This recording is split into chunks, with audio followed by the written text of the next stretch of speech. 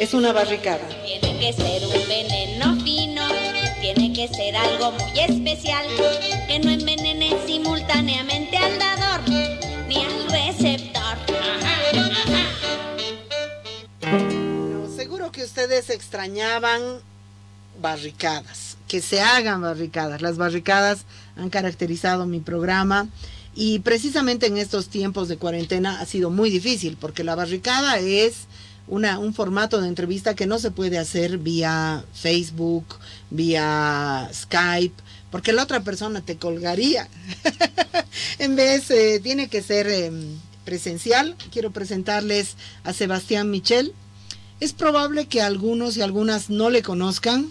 Es un hombre público, pero no demasiado público, y además ha estado fuera del ámbito público en nuestro país mucho tiempo. Él es integrante del Movimiento al Socialismo, no dirigente. Me lo ha dicho, acláralo por favor. Está viniendo aquí a título personal. Ha sido candidato a concejal por la ciudad de La Paz y ha sido embajador de Bolivia en Venezuela. Gracias por aceptar la barricada, Sebastián. Un gusto, María, muchas gracias por la invitación y siempre que me has invitado yo decía, ¿por qué nunca dice entrevista, dice barricada? Y después ya me he enterado en las anteriores entrevistas por qué. Y yo también sé por qué cierran la puerta antes de comenzar el programa. No, es para que no se filtre el sonido. Para que no me escape. No, es para que no se filtre el sonido de fuera. Te diré que mucha gente se ha salido. Me voy a salir, bueno, te sales, paciencia. La última fue a un general que vino a hablar del servicio militar y se salió y no sabía cómo salir. Tuve que explicar cómo se abre nuestra puerta. Por si acaso se corre así. Bueno, Sebastián, no consigo dialogar con los dirigentes del Movimiento al Socialismo sobre lo que ha pasado en nuestro país. Es una cosa muy grave. Se niegan a venir y le ocultan información a Bolivia. Entonces, yo le quiero decir al público, la primera parte de esta barricada la vamos a hacer entre nosotros y luego vamos a dar paso a las llamadas. Lo primero que quiero preguntarte, según tú, según ustedes, no sé si quieres hablar en plural, ¿qué es lo que ha pasado en Bolivia en octubre? Ha venido una acumulación de formación de criterio, en sentido de que la democracia podía estar siendo adulterada. O sea, si tú ves, mucha gente pensaba que podía haber fraude 60 días antes de la elección. Lamentablemente hubo un resultado demasiado apretado y eso permitió que se tomara la calle, ¿no? Y nosotros siempre quisimos ir por la vía de la investigación burocrática, que se investigue, que se vaya allá. Y en medio de eso llegó lo que Camacho confesó en una charla, que llegó con un presupuesto adicional y logró sobornar a un par de comandantes. Bueno, pero entonces, Sebastián, iremos por partes en tu respuesta, ¿no? O sea, dices... ustedes pidieron la auditoría de la OEA y luego no la aceptaron. No, la aceptamos. No la aceptaron, la rechazaron. No. Y acusaron a la OEA de golpe de Estado. O sea, ¿quién pidió la auditoría de la OEA? Nosotros. Perfecto. ¿Quiénes rechazaron la auditoría de la OEA? Nadie. En cuanto la auditoría pasó, convocamos una nueva elección. Pero por favor, no, es que Sebastián, mira, de verdad, es verdad que yo te aprecio mucho como persona, como ser humano, pero a mí me parece muy grave que me tomes por tonta. Ustedes rechazaron la auditoría de la OEA. A ver, no la rechazamos. La auditoría de la OEA dice una cosa que establece claramente que no ha visto dónde se ha vulnerado la voluntad popular, pero establece que hay errores gigantes que deslegitiman la elección. Eso pasa a las 4 de la mañana cuando levantan, y a las 7 Evo convoca a una nueva elección, y ahí estaba ya toda la gente preparada para decir que no. No, pues es que sabes que no, es que Evo, pobrecito, Evo convoca una nueva elección. O sea, Evo rechaza la auditoría de la OEA. Sebastián, porque además la acumulación de bronca era día por día.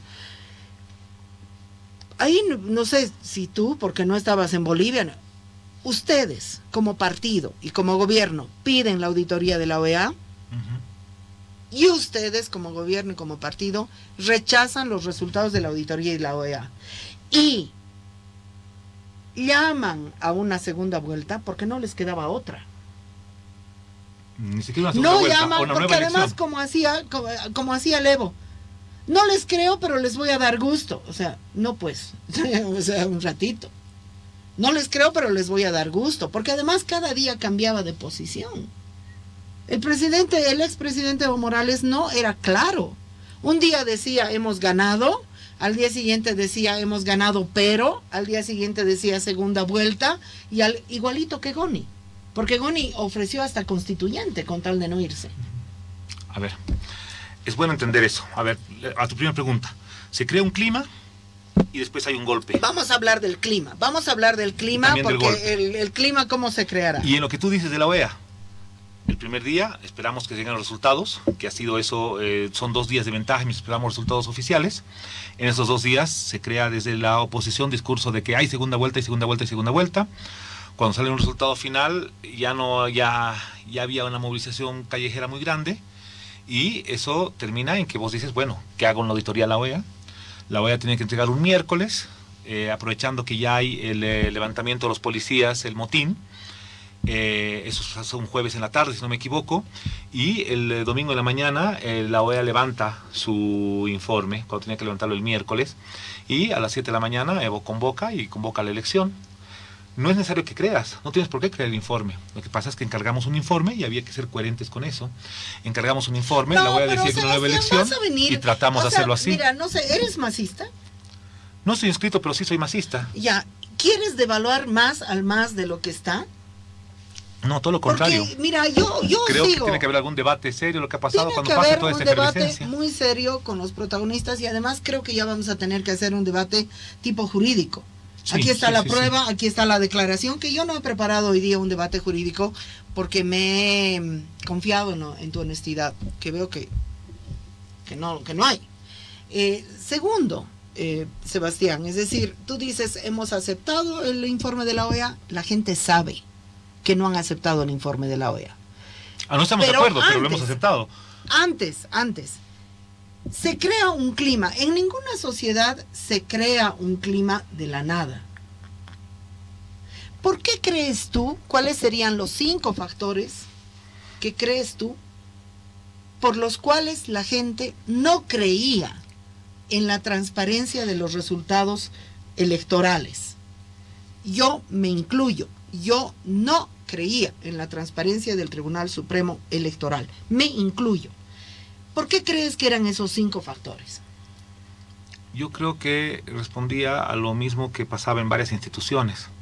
Primero, de que el sistema había sido diseñado para llegar a grandes acuerdos. Ejemplo, nombrar Tribunal Supremo Electoral, nombrar candidatos a vocales de justicia, qué sé yo, tenían que haber sido producto de 2/3, ¿no? El MAS siempre tuvo los 2/3. Entonces la gente pensaba que todo eso respondía al MAS. Ese es el primer elemento. Entonces, yo creo que los nuevos escenarios de la política nos están dando una nueva oportunidad de que cualquier nombramiento de ese tipo de instancias sea mucho más abierto. Segundo, en la interpretación constitucional de la reelección, creo que hay mucha gente que no estaba convencida de esos derechos y que tienen que ver con que en algún momento no se logró definir el tema de la reelección. Cuando va el tema de la reelección, veníamos de un proceso entre el 2000 y el 2006, que habíamos tenido 6 presidentes. El 2000 comenzamos con Banzer, siguió Tuto, llegó Goni, terminó Carlos Mesa. No sé de qué me estás hablando. Yo te estoy preguntando, Sebastián, ¿cuáles son los 5 factores por los cuales la gente no creía en la transparencia del Tribunal Supremo Electoral nombrado y manejado por ustedes? Porque la gente no quería más reelecciones. Porque en su momento cuando se introdujo la reelección, la gente quería continuidad y después ya quería alternabilidad. Y seguramente en los grandes pactos políticos que vendrán de aquí después de la elección, tendrá que verse ese tipo de reformas. Y no hay que tener miedo porque la gente cambia. En un momento la sociedad quería continuidad porque sentía que un presidente cada año no era bueno para el país. Ha tenido 14 años y seguramente ahora va a querer gobiernos de periodos de 5 sin reelección. Bueno, mira, te voy a refrescar un poco la memoria, Sebastián. A mí me duele mucho la prepotencia, el racismo que ha sufrido María Eugenia Choque. Me duele mucho. Pero también recuerdo perfectamente bien, y no justifico una cosa con otra, la prepotencia de María Eugenia Choque con la población ha sido descomunal.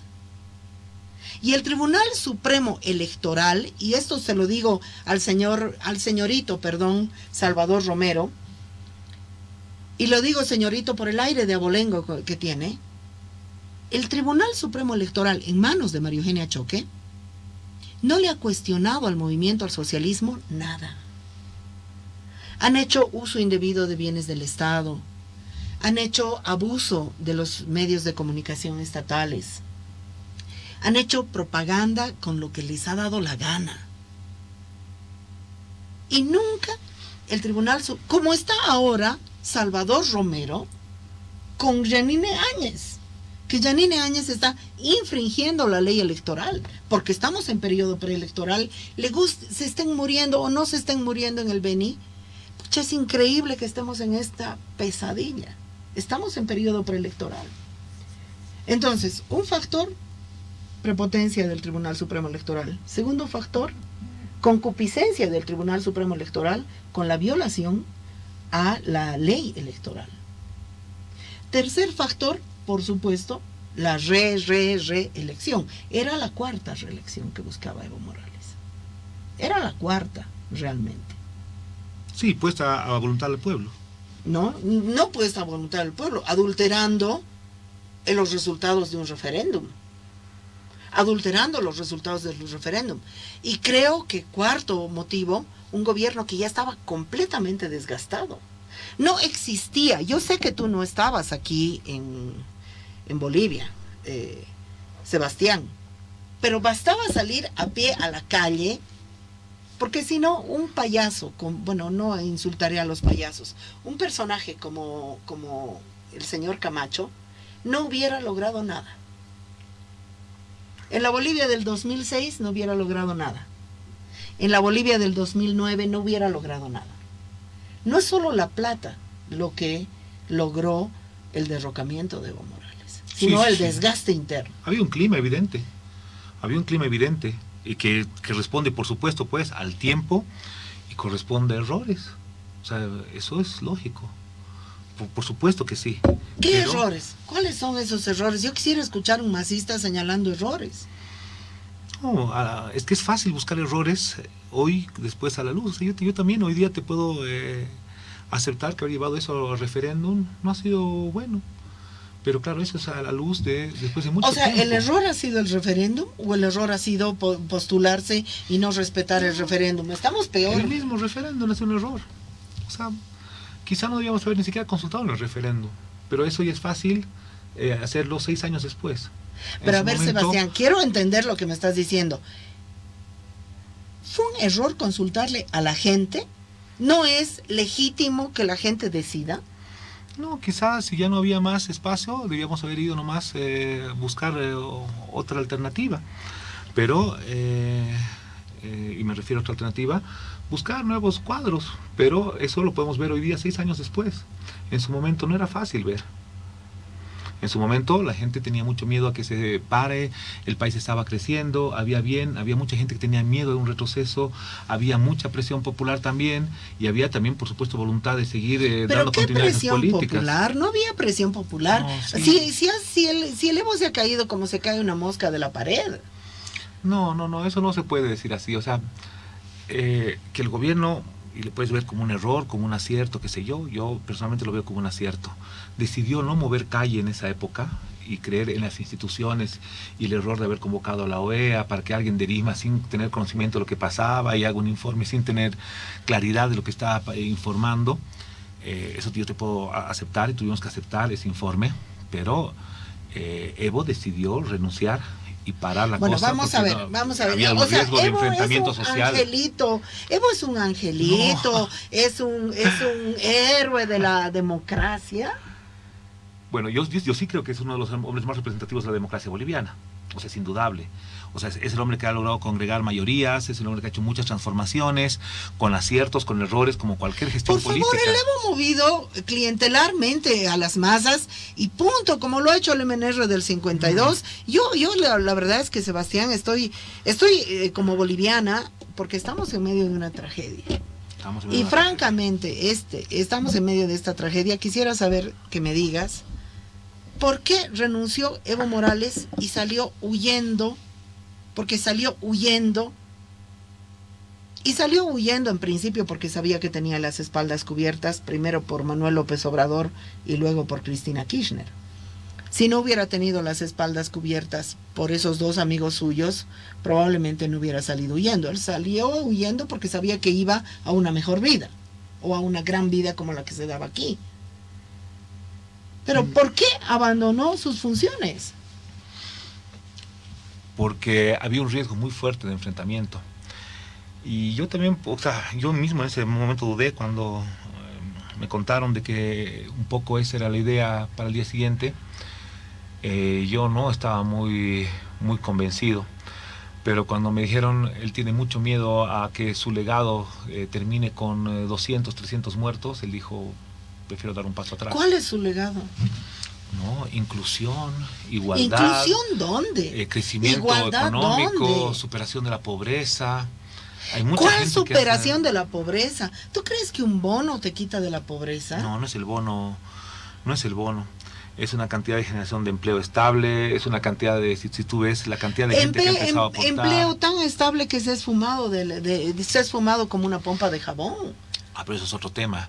Eso no es un tema de Evo, es un tema del mal manejo económico. No, es un tema de un modelo extractivista que se va a la mierda cuando las materias primas se van a la mierda. Ese es un modelo extractivista. Y cuando paralizas la inversión pública, y cuando has dejado sin empleo desde noviembre. Paralizas la inversión pública porque ya no hay plata, y ya no hay plata porque los hidrocarburos se han ido a la mierda y los minerales también.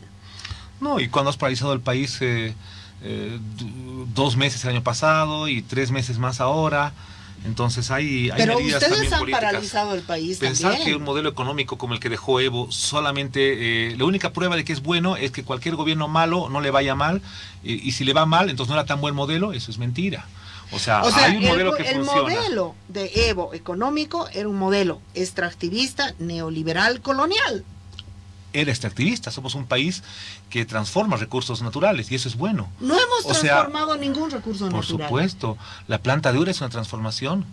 La planta de litio que se paró en cuanto se dio el golpe era una transformación. La planta de litio no se logró concretar. La electricidad que se vende a Argentina es una transformación. O sea, estamos transformando recursos naturales. A un costo de acabar con el medio ambiente. La planta de Ura nunca terminó de concretarse realmente. Hoy día tiene una demanda absoluta. La paró el ministro de Hidrocarburos, se tuvo que reactivar de inmediato, incluso para darle a los propios agricultores bolivianos, sin decir que siempre tiene un ocupamiento total de exportación. Es absolutamente cuestionable, es absolutamente cuestionable por el lugar donde está y por las características de la urea en relación al suelo. Es absolutamente cuestionable. Cierto. Como cualquier medida política es cuestionable y puede ser sujeta a debate público. O sea, hay mucha gente que lo que tú dices, hay mucha gente que plantea que esa planta de urea tenía que haber estado junto a la frontera de Brasil para venderla a Brasil, que es el gran impulsor de soya, que está sirviendo para hacer carne, leche, en todo el mundo. Otra gente decía, no, tiene que estar más bien en la frontera con Chile, porque el gran mercado de exportación para los mejores precios va a ser Asia, va a ser China y va a ser eso, tiene que estar ahí. Al final se decidió por 20 factores hacerla en el lugar donde está hoy. Pero de que no es un error factores, no por 20 factores, por una especie de pagarle al Chapare y a otorgarle un lugar que se le requete otorgó de manera absolutamente abusiva también, porque el país no es el Chapare. Yo no estoy de acuerdo con que se estigmatice el Chapare, con que se militarice el Chapare, con que se reprima el Chapare, pero tampoco estoy de acuerdo con que el Chapare sea la síntesis del país. Está cerca el Chapare, pero no el Chapare mismo, ¿no? Es cuestionable y yo hoy más que nunca doy cuenta que el debate público tiene que darse, porque puede haber sido un error también, pero puesto en la balanza, el tener una transformación de gas en urea, que en este momento la tienes totalmente vendida y que hay una demanda gigante de la urea, te da la señal de que no hace un error, de que ese valor agregado le sirve al país, de que lo pongamos mal, de que esa plata, ese valor extra que se recibe, la destinemos bien o mal. Eso es un debate que tiene que seguir. ¿Qué hacemos con esa plata de aquí en adelante? Puede ser un debate público grande. Puede decir, mira, si hubieran puesto en este lugar era mejor. ¿Sabes qué es lo que pasa? ¿Sabes qué es lo que pasa, Sebastián? Que es súper triste esto que estamos viviendo. Porque efectivamente estoy de acuerdo con que deberíamos ir a ese debate. Pero ahorita no podemos ni pensar en el Auria porque tenemos en marcha un modelo fascista. Tenemos en marcha un modelo fascista. ¿Cuál es la responsabilidad del movimiento al socialismo y de Evo Morales en la crisis gubernamental, sanitaria, social en la que estamos? O se van a lavar las manos. Lavarse las manos es bueno ante el coronavirus, pero no es bueno ante las responsabilidades políticas. ¿Cuáles son las responsabilidades políticas del movimiento al socialismo? Muy altas. El movimiento socialismo es el partido de Estado de los últimos 15 años. Entonces seguramente todo lo bueno y todo lo malo también tiene algo. O sea, todo lo bueno que le pasa al país y lo que le ha pasado al país tiene mucho que ver con nosotros, y seguramente que todo lo malo también. Entonces, tanto así que en esta crisis, en vez de aprovechar y golpear, hemos terminado haciendo campaña, entregando consejos de qué hacer a un gobierno que por su naturaleza no estaba en condiciones de gobernar. No te olvides, es un gobierno que había sacado 4%, que tiene una visión básicamente fiscalizadora, que no estaba preparada con cuadros para gobernar, que no tenía una visión territorial, que no tenía legitimidad. Hemos terminado, o sea, tenemos que haber dado, ¡pum!, un consejo, a los 4 días salía un decreto. Un documento, salía un decreto. Proponíamos bonos, salía un decreto. Mira, estoy totalmente de acuerdo. El gobierno de Yanine Áñez es el peor infierno, es el peor gobierno que podría tener Bolivia, es el gobierno de Yanine Áñez. Responsable de que hoy esté gobernando una mafia corrupta o pequeñas mafias corruptas, porque creo que hay una en el Ministerio de Tierras, otra así sucesivamente, otra en el Ministerio de Gobierno. Es responsabilidad, en principio, de los que se reunieron en la Universidad Católica para decidir quién iba a gobernar este país. Pero también es responsabilidad de abandono del movimiento al socialismo. Y a eso me voy. No me vengas con que han dado consejitos, porque esos consejitos son súper baratos. Súper baratos. Por eso se venden gratis. No, de hecho han sido gratis. No sirven para nada. No hemos cobrado nada. No me vengas con que, tienen la genialidad del bono. Váyanse, de verdad. O sea, estando como estamos, de verdad, Sebastián, un poco de respeto con la gente que está muriendo. Y un poco de respeto con el hambre que la sociedad está pasando. La pregunta es, ¿cuáles son las responsabilidades del movimiento al socialismo en que tengamos el gobierno que tenemos? ¿No debería haber ejercido Álvaro García Linera? ¿Por qué también huyó él? ¿No debería haber ejercido Adriana Salvatierra? ¿Por qué también huyó ella? ¿No debería haber sesionado el Parlamento cuando que tienen los 2/3? Ustedes no deberían haber llegado como sea los parlamentarios y abrir el Parlamento. Es posible que eso sea así, pero en el momento en que estaban los militares afuera, en que estaba la policía afuera, había una idea de que no habían condiciones para que nadie del movimiento socialismo asuma, y que había que darle al país certidumbre. Pero a ver... Y también puede pasar por decisiones personales. Hay gente que piensa, yo no voy a ser parte de este golpe, o yo en ese momento creo que si asumo, eso va a ser para peor y no va a parar la crisis, no va a parar el conflicto, y Bolivia tenía que parar ese conflicto. Esos 2 meses paralizados es el principio de esa crisis económica. Cuando dices hay hambre, hay desempleo, no sé qué, tiene que ver con ese conflicto extendido de 2 meses, de octubre, no nos podemos noviembre. Levantar desde ahí. Entonces, puede ser error de la gente que lo ha valorado, pero esas valoraciones estaban. Pensar que solamente era un tema de miedo, un tema de que ahora sí los dejo que se frieguen, eso no es así. Hay muchas valoraciones en ese momento, con muchas tensiones.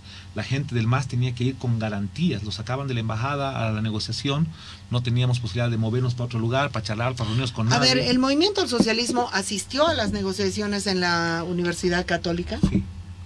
¿Quiénes representaron al movimiento al socialismo en esas negociaciones y cuáles fueron sus propuestas? No estoy seguro, si no me equivoco, en algunas reuniones para ver el tema de la pacificación, ¿verdad? Si no me equivoco, participó Carlos Romero, participó Héctor Arce. Estoy diciendo por oídas, no tengo un dato de certeza. Si no me equivoco, Susana Rivero y Teresa Morales asistieron a otra reunión. Si no me equivoco, Adriana Salvatierra, Valeria Silva, Manuel Canelas asistieron a otro tipo de reuniones en la Católica también. Habían varias comisiones, varias posibilidades. Ahora yo me pregunto, obviamente no puedo preguntarle a Manuel Canelas, a Teresa Morales, a Adriana Salvatierra, eres tú el único que tiene la gentileza de venir a Radio Deseo. Yo me pregunto, Sebastián, ¿por qué se abre el movimiento al socialismo a una negociación extraparlamentaria de espaldas al país? Y luego sale Evo Morales de víctima diciendo, me han hecho un golpe de Estado. Porque si tú participas en una negociación para tu retirada, no hay pues golpe, discúlpame. No. La renuncia es la renuncia. Después de eso se abre para ver qué certeza da al país. No se puede dejar al país en desgobierno. Pero lo han dejado en el peor gobierno de la tierra. Sí, pero... ¿Por qué no asume Adriana Salvatierra? Mira, lo que te voy a decir es un tema que lo sé de oídas, de gente que me ha contado. Yo no he estado y no te puedo dar eso como un hecho de certeza.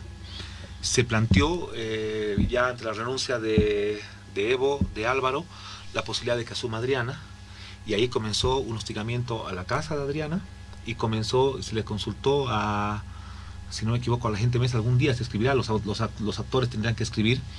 Pero algún día es mañana, Carlos algún Mesa día es tendrá, mañana, y queremos Carlos Mesa saber... Ya no se pronunció. En un principio parece que, si no me equivoco, estaba Ricardo Paz y estaba José Antonio Quiroga. Es lo que tengo entendido. Como te digo, todo lo que estoy diciendo es básicamente lo que yo he escuchado, muy de pasada, y que está así yo. Cuando se propuso esa posibilidad de llevar una transición para una nueva elección con ella, dijeron, vamos a responder, y nunca más contestaron el teléfono, ¿no? Y a la par comenzó una presión muy fuerte, hostigamiento, de amenazas con incendio y daños a la familia y a la casa de Adriana. No le he preguntado a Adriana, es muy amiga mía, hablamos fluentemente, esos temas no los he preguntado. ¿Podrías hacerme el favor de pedirle a Adriana que venga a Radio Deseo? ¿O es imposible? ¿Sabes? Se mata María, de risa. te he dicho, yo a lo mejor porque me he criado así, estoy bien acostumbrado, pero eso es una barricada, ¿no? Es una decisión bien personal, no puede haber una decisión orgánica, tienes que ir a este programa, aclarar, ¿no? No, pedirle. Una barricada. Bueno, mandale el mensaje. No. Por trimillonésima vez, Adriana Salvatierra. Tú tienes que invitar, y la persona verá si quiere venir pero o no. Es que yo he hecho 1000 invitaciones, porque yo sí estoy dispuesta a dialogar con Evo Morales, con Álvaro García Linera. A mí me han sacado foto en el aeropuerto, me encontré casualmente y yo me acerqué. ¿A qué? A pedirle una entrevista. Tengo todo el derecho de hacerlo, y lo hice con Tuto y lo voy a hacer con quien, y bueno, a Carlos Mesa lo he invitado 1000 veces, ya no quiere ni venir. Porque yo no soporto como boliviana que ustedes hayan hecho negociaciones entre bambalinas, de espaldas a la gente, y luego se victimicen golpe de Estado. Es que ha habido un golpe de Estado. No, pero a ver, si yo participo de una negociación para mandarme jalar... No me han derrocado, me estoy yendo, joven. No.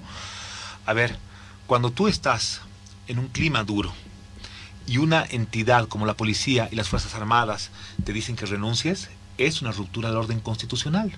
Ahí no hay donde perderse. Ahí tienes la oportunidad de dar de baja al alto mando policial, de dar de baja al alto mando militar, e incluso arrestarlos por sedición.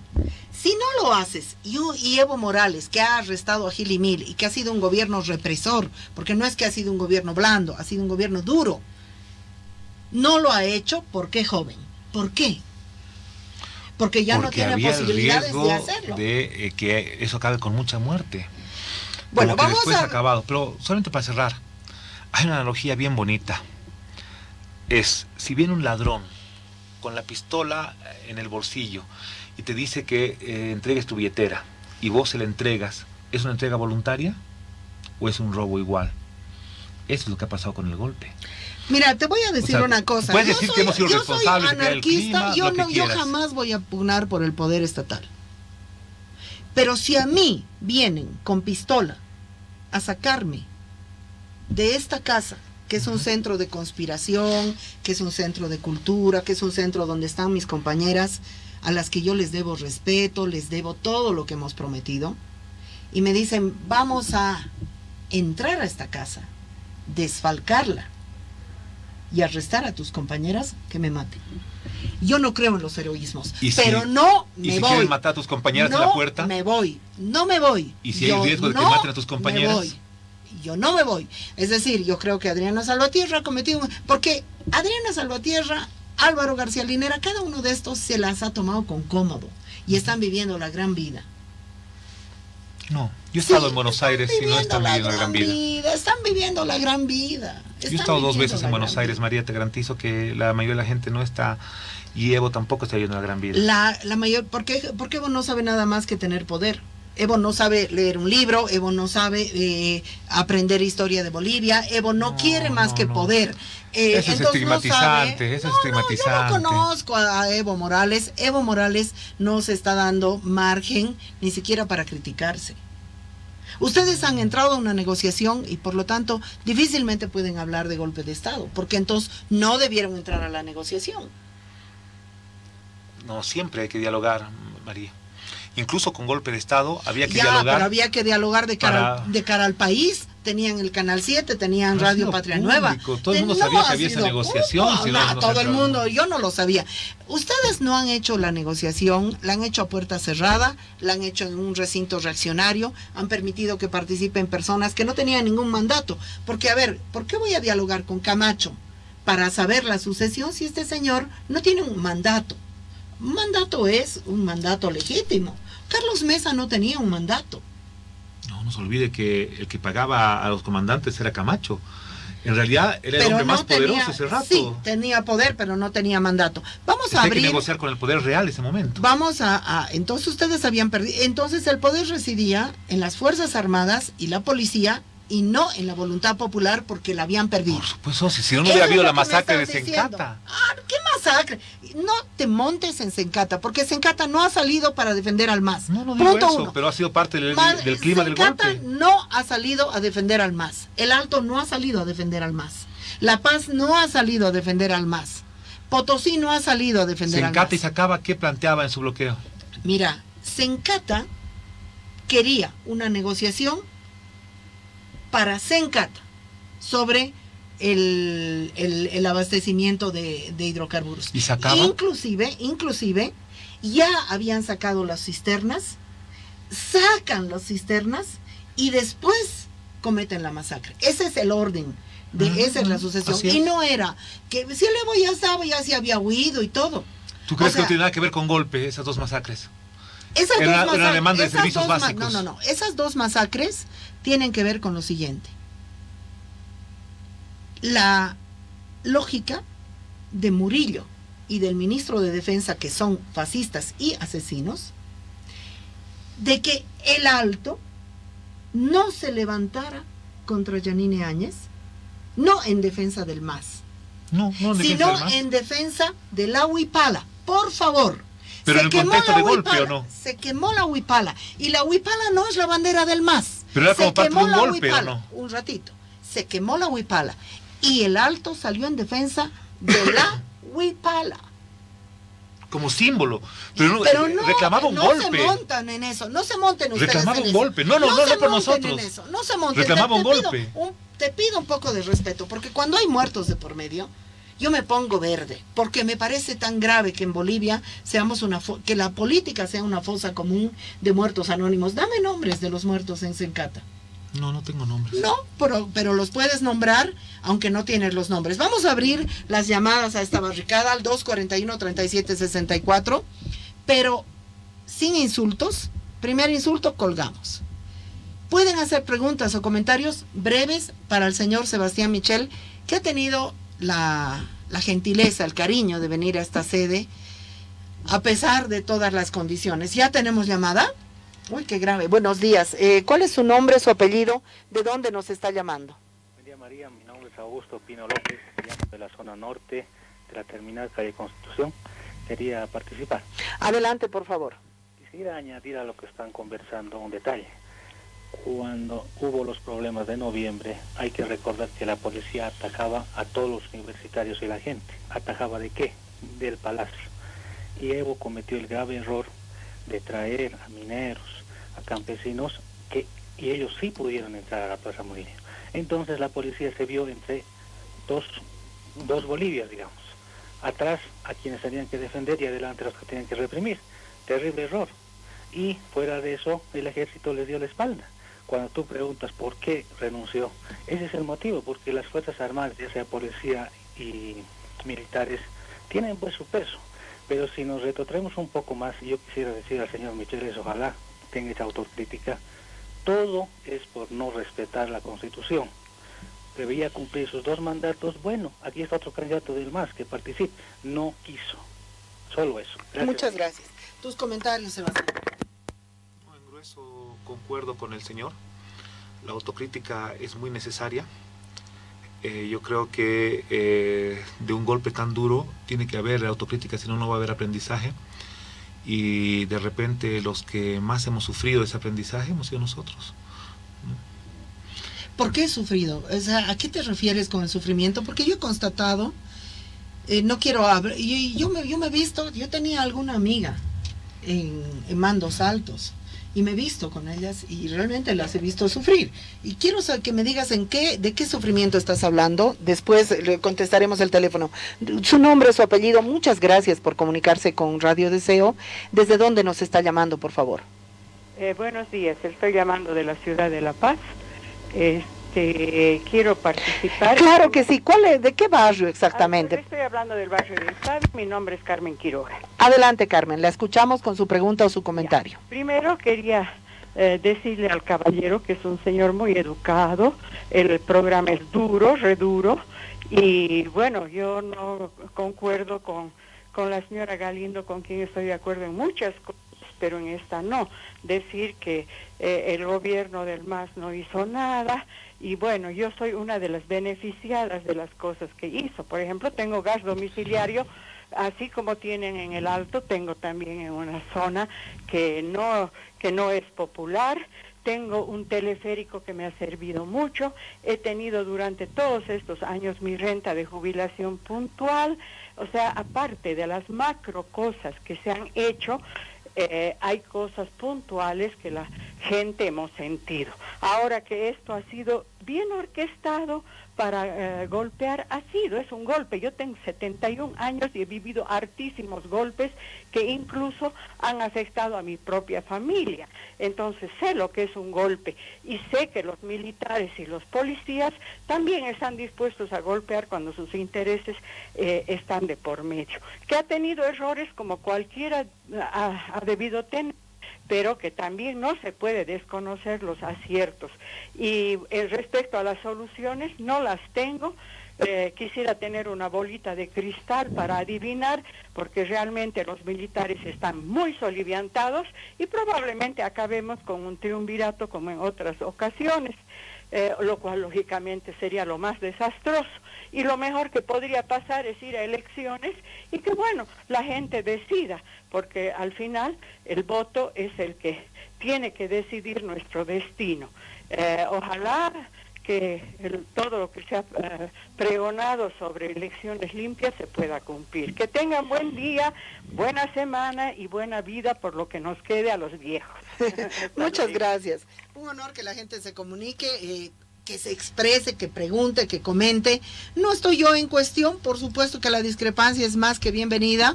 Sebastián, ¿quieres comentar algo? Solamente decir que sí. O sea, todos coinciden en que han habido cosas buenas, pero que también hemos cometido errores y que necesitamos una autocrítica más profunda, y seguramente este es un buen momento para que nosotros mismos reflexionemos sobre los errores que hemos cometido. Bien, yo no me voy a defender porque de verdad, o sea, atáquenme lo que quieran, de eso se trata. Buenos días, su nombre, su apellido, de dónde nos está llamando y su comentario o pregunta para Sebastián Michela. Buenos días, señorita María. Es la segunda vez que llamo. Soy Pelagia Copa de Sencata, Distrito 8. ¿No? Hermana, todo mi respeto, la escuchamos. Al señor quisiera preguntarle, ¿no? Así con palabras tal vez malcriadas, yo tengo 61 años. ¿Por qué nos ha abandonado? Cuanto más lo necesitábamos, ¿no? Nosotros habíamos confiado, estábamos tan tranquilos tal vez, no nos ha sorprendido toda esa esa masacre que ha habido aquí, porque yo la he visto, la he vivido en carne propia, aquí en Sencata, porque yo vivo de Extranca, entrando 3 cuadras. Entonces imagínense todo lo que he visto y lo que yo he arrastrado los cadáveres. Ya. Otra cosa, que el MAS se ha equivocado efectivamente. Yo no soy una persona masista, he sido de todo en mi vida, he trabajado, he sido empleada doméstica, vendo, soy mamá sola y tengo 3 hijos y los he sacado profesionales sola. Siempre he sido feliz, jamás en mi vida he dependido del Estado, he trabajado de todo.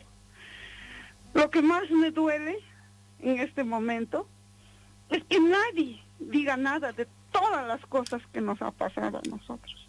Nadie. Cuando yo he llamado a otras personas, ayúdennos, ¿en qué quieren que nos ayude? Así nos contestaba. Yo aquí lloraba a moco tendido y nadie, ningún periodista ha venido.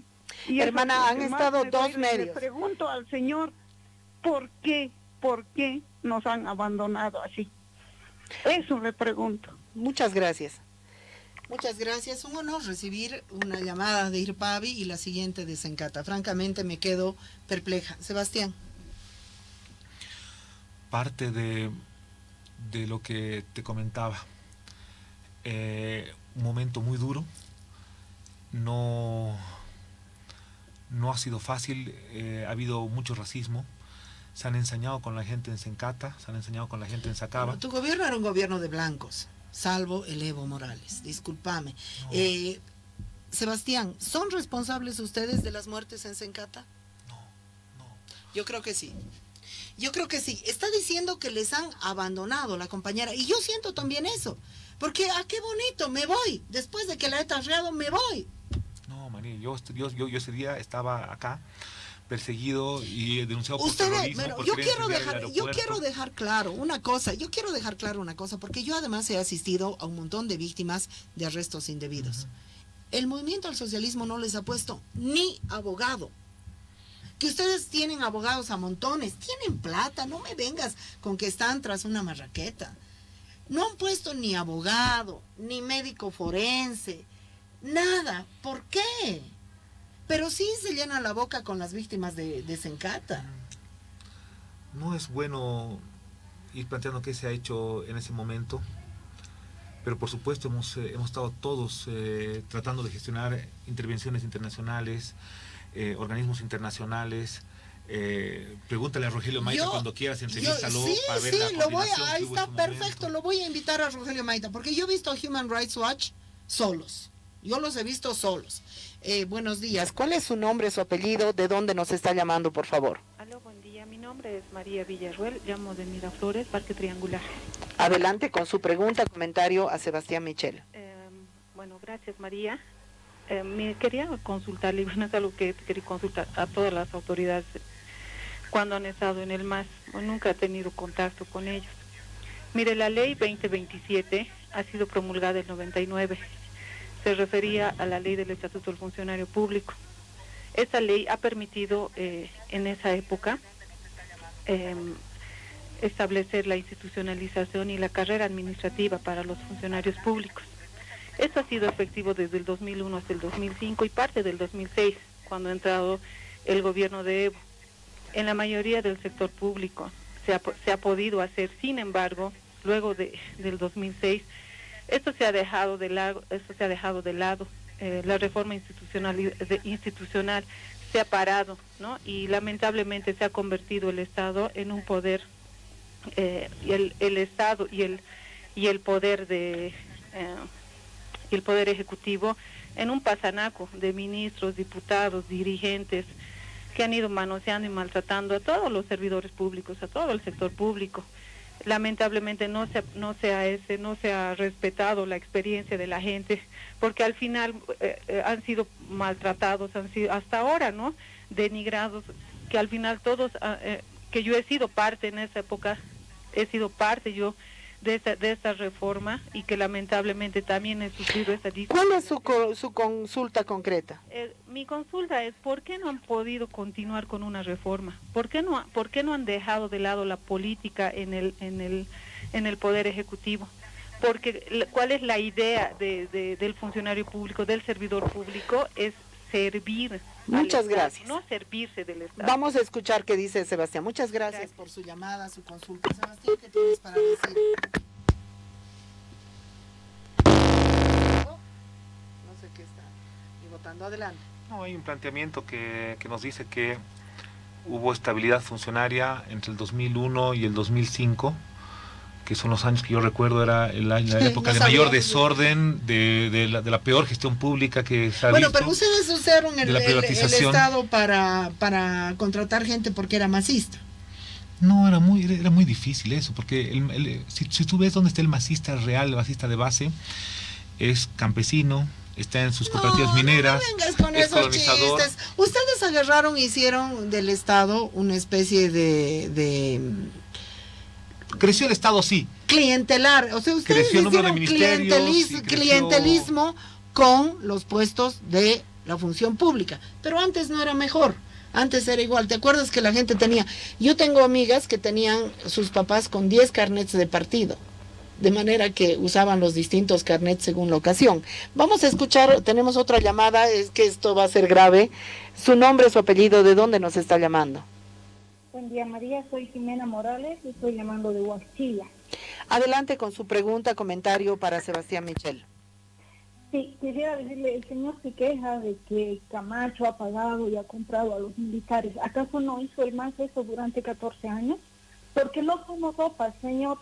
No estoy a favor del señor Camacho, pero el MAS es responsable de que quienes están hoy día en el Estado estén, porque ustedes han cansado a la gente. Han hecho un gobierno dictatorial que manejaba todo el aparato como si fuera su casa, su motel. Han prostituido inclusive a las organizaciones sociales, han destruido toda noción de organización social porque la han vuelto simplemente de compra-venta de dirigentes, tal como lo hizo el MNR. Ustedes han aprendido perfectamente a hacer eso. Nadie ha estado a la cabeza ni de la COP ni de ninguna organización por conciencia social, sino por cómo ustedes han pagado a esa gente. Han convertido el aparato estatal en un botín de robo, que han ayudado que ya no hay pobreza. ¿Cómo que ya no hay pobreza? ¿Por qué no caminan un poco por el país para darse cuenta que la gente sigue exactamente igual de pobre? Lamentablemente sí ha habido gente, muchísima gente que ha creído que su gobierno los iba a sacar de la pobreza. Han creído simbólicamente en quién estaba a la cabeza y simbólicamente ustedes se han cagado en la gente. Es culpa de ustedes. Gracias. Gracias, compañera. Yo entiendo la emotividad de la llamada. ¿Qué quieres decirle, Sebastián? No, que no hay que ir a máximos. Nunca hemos dicho que ya no hay pobreza. Lo que hemos dicho es que se ha logrado superar. Y ya ni siquiera porque sea el gobierno del MAS o no, quizá era un clima mayor que favoreció todo eso. Se ha bajado la pobreza extrema, que es la más lacerante, la más dura, de 4.8 millones a 1.7 millones. Si somos 10 millones, bajar la pobreza extrema de 48% a 17% es un mérito. El negacionismo nunca es bueno porque no te ayuda a seguir avanzando. Eso significa que hay 1.7 millones en extrema pobreza todavía. ¿Y en relación con la policía y el ejército, el cuestionamiento de la compañera? No sé, yo nunca he pagado y nunca he visto que se pague a alguien, a un comandante. Puedes decir que te has olvidado controlar bien, te has olvidado ver quiénes eran, dónde estaban ellos, qué intereses tenían, pero pagar a la policía no se ha pagado. Se le ha pagado a la policía con una autarquía, es decir, que la policía ha hecho y ha deshecho en el gobierno del MAS lo que le ha dado la gana, y el ejército también, o sea, las Fuerzas Armadas en su conjunto. Se ha fortalecido las Fuerzas Armadas, claro, que porque se les ha dado de todo. Se les ha dado mayor infraestructura, se les ha dado privilegios, condiciones de trabajo. Jubilación al 100%. Ya venía. Bueno, a ver, tenemos otra llamada. Su nombre, su apellido, cuál es la zona de donde nos está llamando y su comentario para Sebastián Michel. Gracias, María. Mi nombre es Víctor Portugal, llamo del Parque Rioseño. Bueno, para empezar, ver que ahí está nuestro embajador, nuestro viceministro, nuestro concejal, todo, ¿no? En la vida política, todo lo que un verdadero militante masista no ha podido conseguir. Entonces, había que cuestionar también internamente qué es lo que ha pasado en el MAS. Como tú has dicho, era un gobierno de blancos, de caras, y no de taras. Por eso es que también tú has puesto de título a tu programa Sopa de Piedras, porque es verdad, ¿no? De mi sopa ahora voy a sacar una piedra y le voy a lanzar para cualquier masista, mirista, MNRista, arenista y ahora golpista, porque todos los que han estado encaramados en la función pública, servidores públicos, dice, se han aprovechado de este país. Esa es la pugna.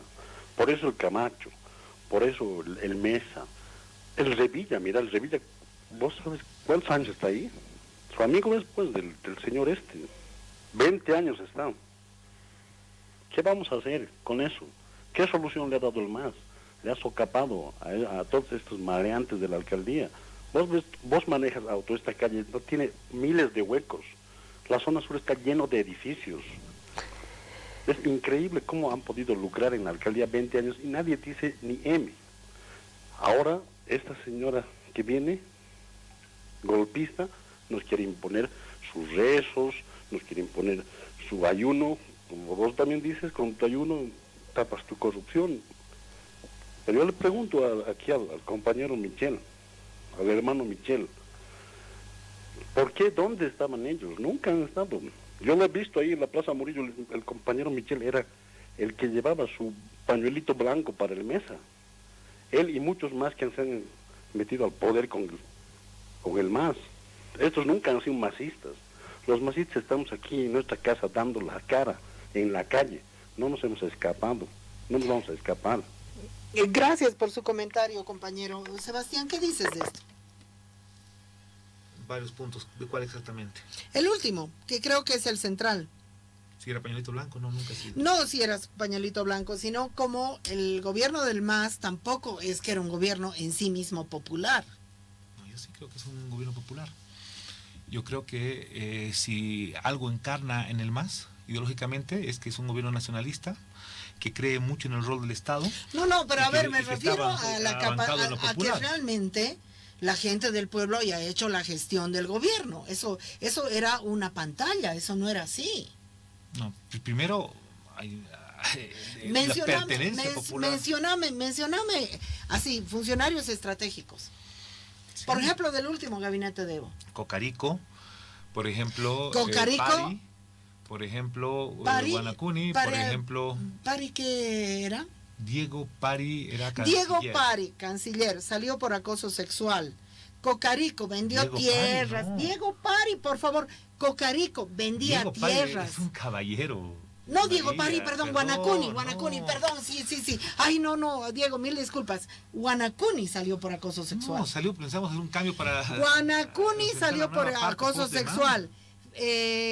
Cocarico, después de haber dilapidado en la gobernación, dilapidó en el Ministerio de Tierras. Es la gestión más mafiosa. Se dedicó al negociado de tierras, quema de la chiquitanía. No, María, es...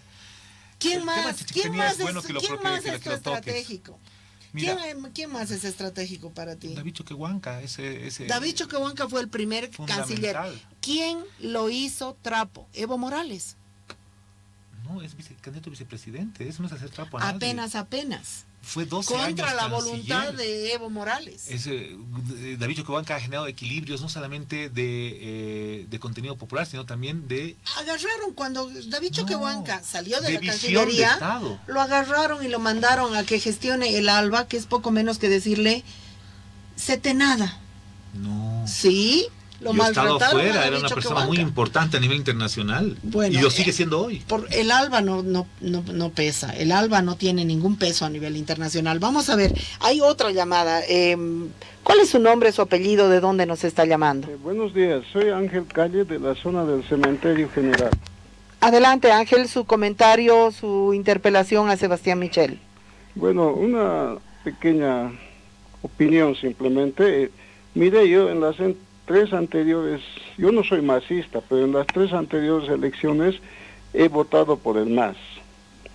Ahora, yo pienso que el MAS tiene un rostro humano, tiene un lazo con el pueblo, porque como usted está viendo, el gobierno interino actual está totalmente divorciado del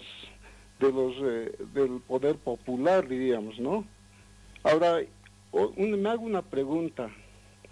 ¿Por qué todos los gobiernos, desde la fundación de la República, no plantean una ley anticorrupción para el aparato estatal, donde castiguen con pena de muerte o cárcel o le quiten los bienes a todos los gobernantes o administradores del Estado? Esa sería mi consulta. Gracias. Gracias, compañero. El compañero sí dice, hay un vínculo popular entre el gobierno del movimiento al socialismo y el pueblo. Se respetan, son visiones distintas. El movimiento al socialismo hizo la ley Marcelo Quiroga Santa Cruz. ¿Y por qué era un gobierno tan corrupto? Yo creo que hay que ser bien ecuánimo ahí. Hoy han pasado 7 meses de golpe, tienen control absoluto de todas las instituciones, todos los poderes, y lo único que sigue vigente en cuanto a una investigación por corrupción es el tema del fondo indígena. Y el fondo indígena lo ha descubierto el controlador. Pero mira, discúlpame, yo pero me si acuerdo... Más allá de la, más allá de la diatriba. No era el gobierno corrupto. Pero es que la corrupción tiene que demostrarse, María. Tiene que decir, aquí ha habido un sobreprecio en esto, el desfalco en esto, del Banco Unión, que a Luis Arce no le pareció grave, ¿qué era? Era un robo. Un robo de un señor que estaba a cargo de una gerencia y ha sido descubierto, y ese rato el tipo ha sido procesado. No sé. Pero eso pasa hasta en la banca privada, porque no pasa en un banco público, pasa siempre. Hay otra llamada. ¿Cuál es su nombre, su apellido, de dónde nos está llamando y su comentario para Sebastián Michel? Muy buenos días a toda su cordial audiencia. Le habla Gonzalo Panoso Camacho, de Santa Cruz, Bolivia, de la avenida Mutualista, acá en Santa Cruz. Un honor su llamada, compañero. Adelante. Felicitarle, está muy, muy interesante. Y también felicitarlo a su entrevistado ahí, al señor Sebastián.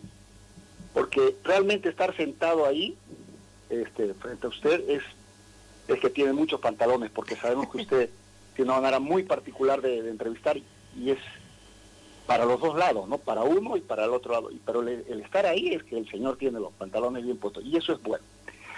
Mi pregunta puntual para él es que, bueno, todos sabemos que el MAS tuvo aciertos y errores. Creo que el mejor acierto que tuvo el MAS es hacernos ver a los bolivianos que podíamos vivir sin Estados Unidos. Hasta yo antes pensaba que no, pero nos ha demostrado que sí, podemos ser realmente independientes y vivir sin Estados Unidos. Y el peor acierto para mí fue no cumplir con el 21F. Ese fue su peor acierto, y espero que ese error lo tomen en cuenta y lo subsanen para futuro, ¿no? Hay que cumplir con la democracia, y ese fue el peor error. Ahora mi pregunta es, en esta situación tan crítica, tan difícil que se está con este gobierno transitorio, creo que todo el mundo ya se ha dado cuenta de que, bueno, lamentablemente no sirve, no funciona. No es momento de que las autoridades del MAS, como por ejemplo Adriana Salvatierra, ya salgan y den la cara. O sea, creo que la población en general está esperando que ya salgan. Creo que es momento que salgan y expliquen qué pasó y den sus puntos de vista y qué podemos esperar de ellos a futuro. Entonces, particularmente pienso que no debían tener miedo. Yo creo que deberían estar ahí las autoridades del MAS, y usted debería entrevistarlas partiendo de ahí, ¿no? No quieren venir, señor. A todos los he llamado. Muchas gracias. Bueno, la llamada, y quiero dejar claro, yo he llamado a todo el mundo y sigo llamando a todo el mundo, y este set está abierto, empezando en Samuel Doria Medina y terminando en Carlos Mesa, o terminando en cualquier otro funcionario. Adriana Salvatierra no me canso de llamarla. Es decir, yo no quiero cargar la tinta a algún lado, y no porque soy neutral, tengo posición, pero hay que escuchar a todo mundo. ¿Cómo es, Sebastián? ¿Qué le respondes a este compañero? Desde Santa Cruz te ha llamado. Yo insisto, un poco el desacierto, los climas que yo te comenté en un principio, él mismo dice, el principal desacierto del MAS ha sido el 21F, ya sea en mi perspectiva de haber puesto el referéndum, no debíamos ni siquiera el referéndum, después haber buscado la interpretación. Ese es un error, y lo está diciendo él, y así como hay error, también el Señor reconoce aciertos: nacionalizar, generar ingresos para el país, industrializar, tener una política soberana internacional. Todo eso son cosas que la gente las reconoce. Es bien difícil encontrar un hombre que tenga todo malo, que ustedes son lo peor. No es así. Tenemos errores y tenemos aciertos, y como debe tener todo el mundo, y esas cosas se ponen a la balanza al final cuando hay que escribir la historia. Su nombre, su apellido, de dónde nos está llamando y cuál es su comentario o pregunta para Sebastián Michel. Muy buenos días. Primero quiero hacer un pequeño comentario. Hugo Castro, de Cotacota. Adelante, Hugo. Mire, yo creo que, primero, que este programa deberían ampliarlo más, porque está muy interesante y creo que vale la pena que todo el mundo opine. Yo no soy del MAS, nunca he sido un partido político porque nunca me convencieron, pero siempre he votado por el MAS, y creo que lo voy a seguir haciendo, porque no se puede negar el cambio que ha habido. De 1.000 kilómetros de carreteras a 6.000 en 14 años, nunca se había hecho. El Producto Interno Bruto de 9.000 a 42.000 millones es otro indicador de que sí aquí ha habido estabilidad, progreso. Lo que no ha habido es perdón de los señores del norte, porque éramos un mal ejemplo para la región. Y si puede ver los videitos de Lima, estaban comparando, y le puedo mandar por WhatsApp el videito. Y mire, un economista decía: el Perú tiene más gas, produce más gas, exporta más gas que Bolivia, pero recibe mucho menos dinero que Bolivia. Y compararon cuánto cuesta el gas domiciliario de Sabadero en Bolivia y cuánto en Sabadero Perú. La diferencia era como de 10 a 1. Entonces no podemos negar lo que se ha hecho. Lo que yo creo, María, es que hay que tratar de ser objetiva e informarse más, porque es fácil atacar, agredir, achacar de 1.000 problemas y no demostrar, no dar pruebas. Ahora yo, otro asunto. En 14 años no se puede solucionar 528 años de saqueo. 2, usted misma ha dicho en un programa que ha visto a los paramilitares al lado de Camacho. Señora, el golpe que han dado lo han preparado años en las universidades, en los yungas, en Achacachi. No se puede negar, no somos un satélite dando vueltas fuera de la Tierra. Hemos sido, otro error ha sido declararse antiimperialista, anticapitalista y no hacer nada para protegerse. Ustedes comparen la actitud de los embajadores de la Unión Europea en Venezuela y en Bolivia. Aquí estamos moviendo la cola porque querían el litio. Aquí han venido como mediadores y han venido solo a consolidar el golpe. Entonces, yo creo que es ser más objetivo. No somos una isla fuera del planeta Tierra. Que se han cometido errores, sí. Que la corrupción tiene más de 100 años, sí. Que no es creación del anterior gobierno. Pero ahora se puede ver la calidad humana de los que han dado el golpe. Son cadáveres políticos manejados por ciertos embajadores de ciertos señores de ciertas embajadas. Y tú. Muchísimas gracias. Tenemos que ver nosotros contra Venezuela para romper relaciones con Venezuela. Gracias, compañero. Muchas gracias. ¿Quieres decir algo de su comentario? Sí, yo creo que un poco va ratificando. Mucha gente ve que hemos cometido errores, pero también ve que le hemos dado un salto cualitativo al país, ¿no? De que en esos 14 años la gente ha vivido mejor que nunca en Bolivia. La gente tenía la percepción de que todo el mundo estaba mejor que la vida que había tenido sus padres, pero además tenía esperanza en el futuro. Todo el mundo sabía que la vida de los hijos iba a ser mejor de la que ellos habían tenido. Pero si eso fuera así, no se hubieran caído, pues, Sebastián, no se hubieran caído. Se han caído tan fácil. Sí. Tú vienes de Venezuela, ni Maduro se ha caído como el Evo. Sí. Como te digo, y Venezuela está sometido a una presión imperialista muy grave, y ni Maduro se ha caído como el Evo. Sí, porque como tú dices, hay errores y hay aciertos, y el error fue haber confiado en ese informe de la OEA, y después que tuvimos que reconocer y respetar, y cuando era muy tarde para movilizar, y ese clima estaba creado, y yo puedo estar en contra o a favor, pero Evo tomó la decisión de no manchar su legado con muertes en su gobierno. Pero si hubieron, aquí tengo la lista, por si acaso te voy a regalar. Nosotras sacamos esto que era un informe de violación a los derechos humanos anual, no solo de cualquier gobierno. Ya no vamos a recibir llamadas porque vamos a ir al final. Con el testamento bajo el brazo, nunca más. Vulneración de derechos humanos, 25 muertos y más de 100 heridos en la gestión 2018 del presidente Evo Morales.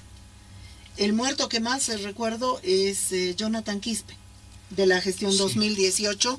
Un estudiante de comunicación social de la UPEA va a una marcha por presupuesto y con unos balines lo matan.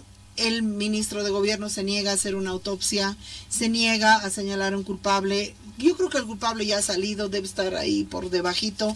Te regalo esto, violaciones a los derechos humanos de tu gobierno.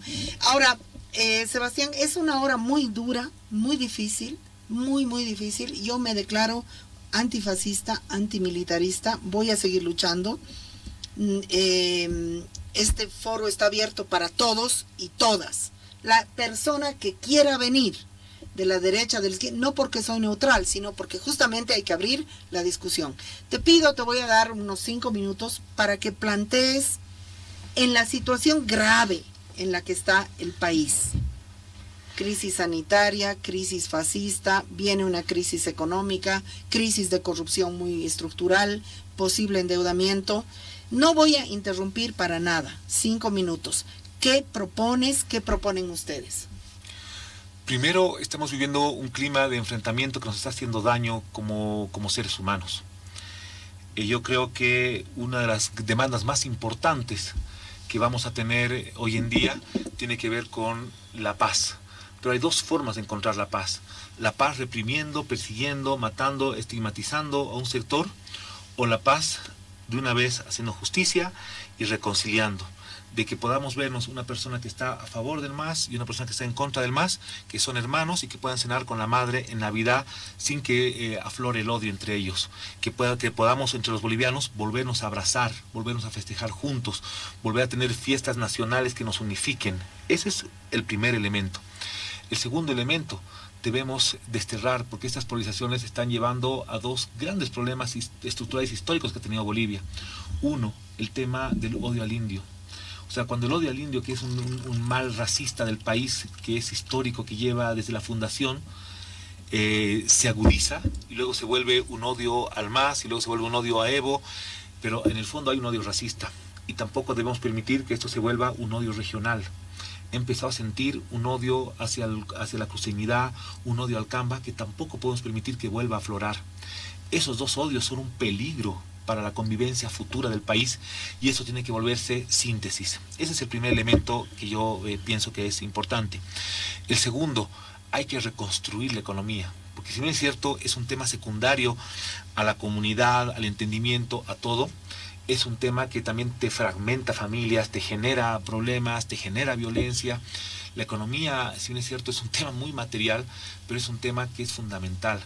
Y en esta nueva época seguramente la gente está recordando con una sensación positiva lo que ha sido el gobierno del MAS, pero creo que ahora tenemos que estar conscientes de que se viene una época de austeridad, de orden, de achicamiento y sobre todo de que los grandes proyectos no van a poder ser y vamos a tener que incidir mucho poniendo recursos en el bolsillo de la gente. Creo que el gran reto para el nuevo gobierno va a ser cómo le pones plata en el bolsillo de la gente para que, primero, para que no se caiga en todo eso que se ha logrado en tantos años de eliminar la extrema pobreza, no vuelva a caer. Necesitamos poner plata en el bolsillo de la gente, pero sobre todo porque eso va a reactivar. Esa plata en el bolsillo de la gente bien focalizada es plata que va a consumir al panadero, al sanguchero, al hotdoquero, al que hace pollo, al que vende tecito, al que vende café. Necesitamos que el consumo interno vuelva a levantarse. De lo que vive la gran parte de los bolivianos tiene que volver a levantarse. Creo que las transferencias directas van a ser clave en esto que ha sido un sello, una huella de las políticas públicas del MAS. Los organismos internacionales, al ver el éxito, lo han llamado transferencias directas a la sociedad civil. Ese es un segundo elemento. Un tercer elemento fundamental creo que es un nuevo paradigma de la política internacional de Bolivia. Creo que la gente no quiere alineados a un lado o al otro, quiere una Bolivia conectada con todo el mundo, que pueda hacer comercio, que pueda volver a exportar la agroindustria, los minerales, la madera, ojalá todo eso lo más procesado y con mayor valor agregado posible, pero la gente sabe que necesitamos abrirnos al mundo con Estados Unidos, con China, con Rusia, con el resto de la región, y no tener enemigos. Así como no hemos caído en la tentación de ser enemigos de Venezuela ni de Cuba, no tenemos que ser enemigos ya de nadie. Creo que esa es una gran demanda ciudadana. Y el cuarto bloque tiene que ver con una reforma mucho más democratizante. Yo creo entender que gran parte de la gente está pidiendo una reforma en la que, primero, la gente puede participar de manera mucho más directa, en la que la gente siente que hay una alternabilidad mucho más fuerte, porque en su momento era un bien la continuidad, y se dio continuidad. Y creo que la historia te está pidiendo un nuevo momento en la que la gente pueda tener mucho más alternabilidad, mucho más control de la sociedad y mucho más empoderamiento de la sociedad en la toma de las decisiones. Y eso tiene que ver no solamente con decisiones a nivel político, sino también va a tener que ver con cómo los recursos sienten que no son parte de una gestión solamente institucional, sino que están directamente vinculados a reactivar a la gente. Entonces, creo que ese va a ser el gran desafío de lo que viene. ¿Qué es lo que queremos? Volver a construir una sociedad de iguales, con todos los problemas que hemos tenido. Pero creo que una sociedad de gente igual, que mire en todas las perspectivas que tú puedas creer, desde lo étnico, desde de las opciones personales, desde todo hacia adelante. Pero fundamentalmente de que la gente viva con dignidad y con respeto, de que no se sienta avasallada por nadie, de que no se sienta atemorizada, que la gente pueda salir, gritar y expresarse libremente. Y en eso yo te dije, tenemos muchas diferencias. Cuando me dijiste, ven, yo sé que es una barricada y voy a ir preparado, porque también la gente necesita enfrentarse en el tono que tú estás dando como ejemplo. Yo sé que no nos... tienes muchas observaciones al MAS, sé que has sido las personas más críticas del MAS, pero también sé, y escuchando en tu programa, que la gente valora mucho que tú no tengas una posición comprada, sino de que siempre estés generando lo que tú crees, que también puede tener aciertos y puede tener errores, más pero errores tú que nada. En algo que la gente valora es que tú eres consecuente contigo misma, y lo has demostrado, que no solamente eras antimacista, sino tú reclamabas lo que le reclamabas al MAS, le sigues reclamando ahora y seguramente vas a reclamar al que venga. Y por eso he venido, porque sabía que era muy duro, la gente lo sabe, eres una entrevista muy exigente, en términos bolivianos muy jodida, pero creo que vale la pena en este momento esas interpelaciones, porque si no interpelas, nosotros mismos no estaríamos buscando en qué nos hemos equivocado, tampoco que éramos perfectos. Y creo que nos va a hacer muy bien todo esto a todos nosotros. Bueno. Te agradezco la invitación, ha sido bien duro, ojalá no me toque muy pronto volver. Ha sido rete blando. Son 6 minutos que se ha tomado este joven, te agradezco enormemente que hayas venido, y se cierra nuestro programa, porque tampoco hay que alargar. ¿Qué viene? Viene Hicha desde la Ciudad del Alto con sus reflexiones y con su propia voz, porque ellos también están urdiendo su propia voz. Y precisamente es Hicha quien a mí me ha hecho comprender perfectamente la rebelión en defensa de la Huipala.